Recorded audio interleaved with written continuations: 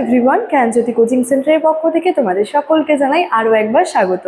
আজকের ক্লাসে আলোচনার বিষয় হচ্ছে তোমরা যারা সিধু কানু বিরসা ইউনিভার্সিটির অধীনস্থ বিভিন্ন কলেজগুলিতে পড়াশোনা করছো, তোমাদের জন্য আজকের ক্লাসে 7th সেমিস্টার মেজর হিস্ট্রি থেকে কিন্তু মেজর হিস্ট্রি পেপার যে 12 রয়েছে সেখান থেকে একটা খুবই গুরুত্বপূর্ণ বিষয়, সেটা হলো যে 1789 সালের যে ফরাসি বিপ্লব হয়েছিল, সেই ফরাসি বিপ্লবের যে বিভিন্ন সামাজিক কারণগুলি রয়েছে সেটা নিয়ে কিন্তু আলোচনা করব।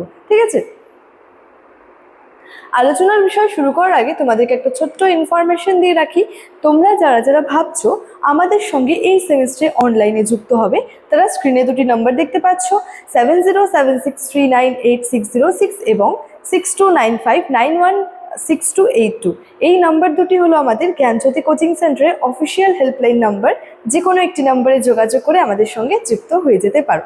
এছাড়াও তোমাদের সেমিস্টারে কোর্স ফি আর কোর্স ডিটেলস সম্পর্কে একটু বলে রাখি যে আমাদের সঙ্গে তোমরা যুক্ত হওয়ার মাধ্যমে যে সমস্ত সুযোগ সুবিধাগুলি পেয়ে যাচ্ছ তার মধ্যে রয়েছে প্রথমত প্রপার গাইডেন্স, তারপরে রয়েছে recorded classes, high quality notes এবং 100% কমন সাজেশনসগুলো। ঠিক আছে, এবং তোমাদের সেমিস্টারের জন্য যে কোর্স ফিটা রয়েছে সেটা হলো তোমরা যারা মেজরের স্টুডেন্টস রয়েছে তোমাদের জন্য কোর্স ফি রয়েছে 1299, এবং তোমরা যারা মাইনরের স্টুডেন্টস রয়েছে তোমাদের জন্য কোর্স ফি রয়েছে 699। ঠিক আছে, এই ছিল ইনফরমেশনের বিষয়। এবার সরাসরি আলোচনার বিষয় শুরু করছি। দেখো, মূলত এই যে ফরাসি বিপ্লবটা যে সংঘটিত হয়েছিল বা ফরাসি বিপ্লবটা যে হয়েছিল এর পেছনে বিভিন্ন কারণ ছিল। ঠিক আছে, বেশ কিছু অর্থনৈতিক কারণ ছিল, সামাজিক কারণ ছিল, রাজনৈতিক কারণ, বিভিন্ন কারণ লক্ষ্য করা যায়। তো সামাজিক কারণের মধ্যে প্রথমে দেখো বলেছে প্রাক বিপ্লব সমাজ ব্যবস্থা।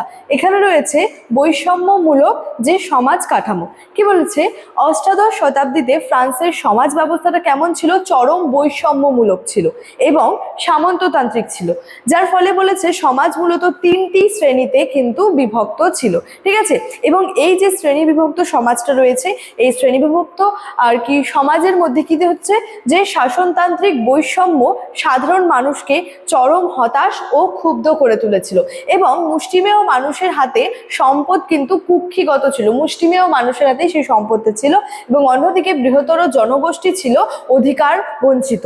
অর্থাৎ যে মুষ্টিমেয় মানুষের হাতে কি ছিল? সম্পদটা ছিল, আবার অন্যদিকে কি বৃহত্তর যে একটা জনগোষ্ঠী রয়েছে তাদের যে অধিকারগুলো কিন্তু বঞ্চিত ছিল। ঠিক আছে, এটা ছিল হচ্ছে প্রাক বিপ্লব যে সমাজ ব্যবস্থাটা। ঠিক আছে, আচ্ছা, এবার হচ্ছে এই ফরাসি সমাজ কিন্তু যে 3টি শ্রেণীতে বিভক্ত ছিল। ঠিক আছে, আচ্ছা, 3টি শ্রেণীর মধ্যে প্রথম শ্রেণী বা সর্বোচ্চ স্তরে ছিল হচ্ছে যাজক, তারপরে ছিল হচ্ছে দ্বিতীয় স্তরে ছিল অভিজাত, এবং তৃতীয় স্তরে ছিল কিন্তু সাধারণ মানুষ। অর্থাৎ 3টি শ্রেণীর মধ্যে প্রথম যাজক, দ্বিতীয় অভিজাত এবং তৃতীয় হচ্ছে সাধারণ মানুষ। ঠিক আছে, বলেছে ফরাসি সমাজের সর্বোচ্চ স্তরে ছিল কারা? এই যাজকরা। তারা প্রচুর সম্পদের অধিকারী ছিল, কিন্তু রাষ্ট্রকে কোনো রকমের প্রত্যক্ষ কর কিন্তু দিত না। অর্থাৎ যাজক শ্রেণীতে যারা পড়তো তারা কি করতো? তাদের হাতে প্রচুর সম্পত্তির তারা অধিকারী ছিল, কিন্তু তারা রাষ্ট্রকে কোনো রকমের কিন্তু কর দিত না, প্রত্যক্ষ কর দিত না। অভিজাত সমাজের দ্বিতীয় স্তরে ছিল হচ্ছে এই অভিজাত শ্রেণী। এরা কি করতো? রাষ্ট্রীয় যে উচ্চ পদগুলিতে একচেটিয়া ভাবে সেগুলা কি করতো? ভোগ করতো, এবং কর প্রদান থেকে এরাও কিন্তু মুক্ত ছিল। তাহলে কি হচ্ছে? যাজকরা কোনো রকমের রাষ্ট্রকে প্রত্যক্ষ কর দিচ্ছে না, অভিজাতরা যারা ছিল তারা হচ্ছে কর প্রদান থেকে হচ্ছে মুক্ত ছিল, তাদেরকেও তেমন কর প্রদান করতে হচ্ছে না। তার পরবর্তীতে রয়েছে দেখো সাধারণ মানুষ। এখানে যে বিষয়টা রয়েছে সেটা হচ্ছে কৃষক, শ্রমিক, বুর্জোয়াদের নিয়ে গঠিত এই শ্রেণীর ছিল জনসংখ্যার প্রায় 96%। ঠিক আছে, এর সাথে সাথে বলা যায় সমস্ত করের বোঝা কিন্তু এদেরকেই বহন করতে হতো। তাহলে যাজক অভিজাতদের কাছে প্রচুর আর কি যে সম্পত্তির অধিকারী থাকা সত্ত্বেও, প্রচুর সম্পদের অধিকারী হওয়া সত্ত্বেও তাদেরকে কি করাচ্ছে? কোন রকমের তারা কিন্তু তেমন একটা কর প্রদান করছে না। যাজকরা তো প্রত্যক্ষ করটা দিচ্ছেই না রাষ্ট্রকে, অভিজাতরাও কিন্তু কর প্রদান থেকে মুক্ত ছিল। তাহলে এই যে করের বোঝাটা কাদের ওপর পড়েছিল? এই যে তৃতীয় শ্রেণীর মানুষের ওপর, অর্থাৎ সাধারণ মানুষের ওপর কিন্তু সেই করের বোঝাটা পড়েছিল। ঠিক আছে, নেক্সট রয়েছে দেখো সুবিধাপ্রাপ্ত যে শ্রেণীর আধিপত্য। এখানে যে বিষয়টা বলেছে প্রথম 2 শ্রেণীতে কারা ছিল? যাজকরা ছিল আর অভিজাতরা ছিল। তো কি করছে? তারা হচ্ছে সমাজের সর্বাধিক হচ্ছে সুবিধাপ্রাপ্ত অংশ, যারা মোট জনসংখ্যার প্রায় মাত্র বলা চলে যে 4% আর কি ছিল। ঠিক আছে, তাহলে কি হচ্ছে, সুবিধাপ্রাপ্ত শ্রেণীর মধ্যে কারা ছিল, এই যাজক আর অভিজাত শ্রেণী ছিল।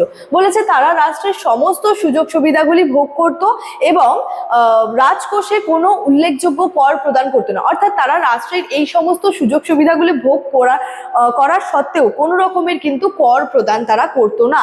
অভিজাতরা কৃষকদের কাছ থেকে নানা ধরনের বাধ্যতামূলক সামন্ততান্ত্রিক কর, তার সাথে সাথে খাজনা আদায় করতো। তাহলে তারা কি করছে, তারা কোনো রকমের রাষ্ট্রকে তো কর দিচ্ছেই না, উপরন্তু তারা কি করছে, সেই সাধারণ মানুষ বা যে আর কি কৃষকদের কাছ থেকে এই অভিজাতরা কি করছে, নানা ধরনের বিভিন্ন বাধ্যতামূলক কর এবং খাজনাটা আদায় করতো।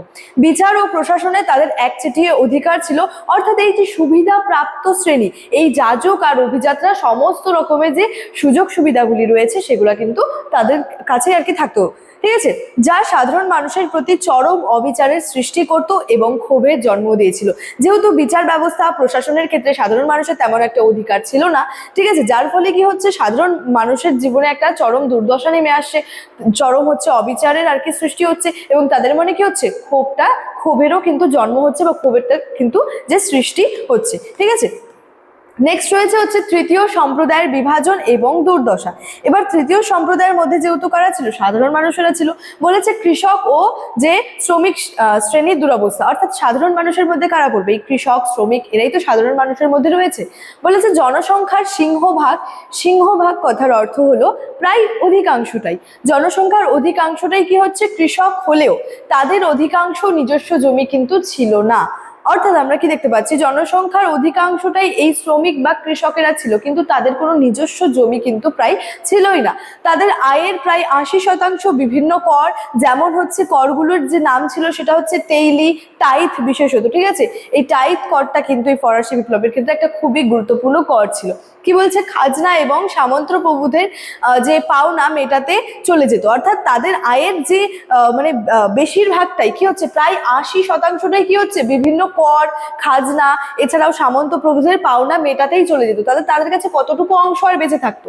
বলেছে ফলে তাদের জীবন ধারণ ছিল অত্যন্ত কষ্টকর এবং মানবেতর। নেক্সট হচ্ছে বুর্জোয়া শ্রেণীর অসন্তোষ।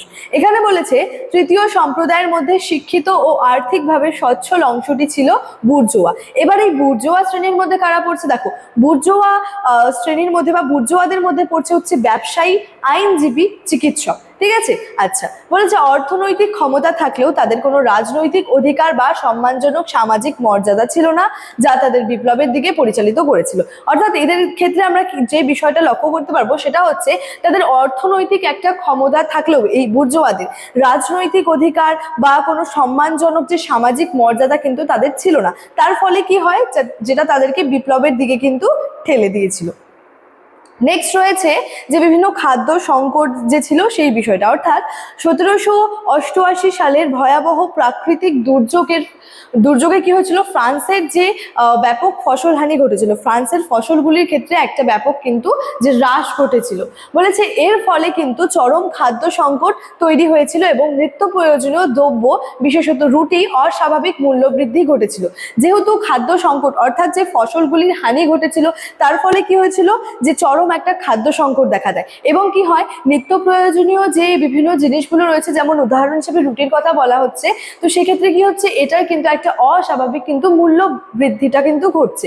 নেক্সট হচ্ছে জীবন বাঁচানোর তাগিদে হাজার হাজার ভুভুক্ষ মানুষ কি করে, গ্রাম ছেড়ে প্যারিস শহরে পাড়ি জমাইছিল। যেহেতু তাদেরকে তো তাদের জীবনটা বাঁচাতে হবে, তার জন্য তারা কি করেছিল, যে আর কি গ্রাম ছেড়ে কি করেছিল, প্যারিস শহরে তারা কিন্তু চলে গিয়েছিল। নেক্সট হচ্ছে ক্ষুধার্ত মানুষ শহরে এসে অভিজাতদের বিলাসবহুল জীবন দেখে আক্রমণাত্মক হয়ে ওঠে, যা শেষ পর্যন্ত 1789 সালের ঐতিহাসিক বিপ্লবের একটা কিন্তু স্ফুলিঙ্গ হিসেবে কাজ করেছিল। এই সমস্ত বিষয়গুলো কিন্তু ফরাসি বিপ্লবের ক্ষেত্রে সামাজিক যে কারণগুলির মধ্যে কিন্তু বিশেষভাবে গুরুত্বপূর্ণ। তাহলে পরিশেষে বা উপসংহার হিসেবে যে বিষয়টা বলা যায়, এই ফরাসি বিপ্লব কিন্তু যে কোনো আকস্মিক একটা ঘটনা ছিল না, এটি ছিল যুগ যুগ ধরে সঞ্চিত বিভিন্ন সামাজিক বৈষম্য, শোষণ, অত্যাচার এবং নিপীড়নের কিন্তু একটা অনিবার্য পরিণতি। ফরাসি বিপ্লবটা কিন্তু যে আকস্মিক ঘটে যাওয়া কোনো রকমের কোনো ঘটনা ছিল না, এটা হলো যুগ যুগ ধরে দীর্ঘ সময় ধরে চলে আসা যে সামাজিক বৈষম্য ছিল, শোষণ, অত্যাচার, নিপীড়নের একটা কিন্তু পরিণতি ছিল এটা, ঠিক আছে। তাহলে ফরাসি বিপ্লবের পিছনে এই যে বিভিন্ন কারণগুলি লক্ষ্য করা যায়, ঠিক আছে, বিশেষত সামাজিক ক্ষেত্রে যে বিভিন্ন কারণগুলি লক্ষ্য করা যায় সেটা নিয়েই মূলত আজকের এই ক্লাসের মাধ্যমে তোমাদের সঙ্গে আলোচনা করলাম। আজকের ক্লাসে আলোচনার বিষয় এতটাই। দেখা হচ্ছে পরবর্তী ক্লাসে। Thank you.